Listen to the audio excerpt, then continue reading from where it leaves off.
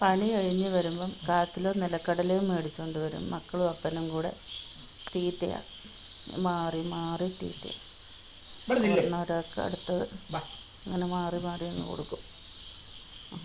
ഓരോരുത്തർക്ക് കൊടുക്കുക. ചിമ്പച്ചി ഇടത് സൈഡിലും കണ്ണാപ്പി വലത് സൈഡിലും ഇരിക്കുക. തീറ്റയോ തീറ്റയോ.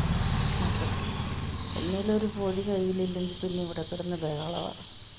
എന്നേലൊരു പൊതി ഉണ്ടെങ്കിൽ പിന്നെ അച്ഛനെ കട്ടിലേൽ അവിടെ നിന്ന് വലിച്ചിളക്കിക്കൊണ്ട് വന്ന് ഇവിടെ കൊണ്ട് സിറ്റൗട്ടിൽ കൊണ്ട് കസേരയിലിരുത്തി പിന്നെ എല്ലാവരും കൂടെ വീതം വെച്ച് തീറ്റയാണ്.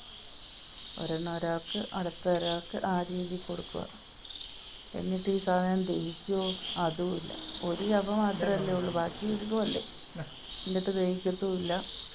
അത് പിറ്റേ ദിവസം രാവിലെ ഏതെങ്കിലും പറമ്പിൽ കാണും, കടല പോലെ തന്നെ കിടക്കും.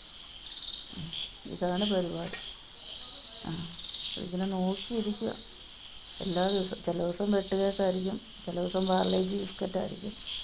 പിന്നെന്തായാലും കടല 1/4 കിലോ കടല തീർത്തു.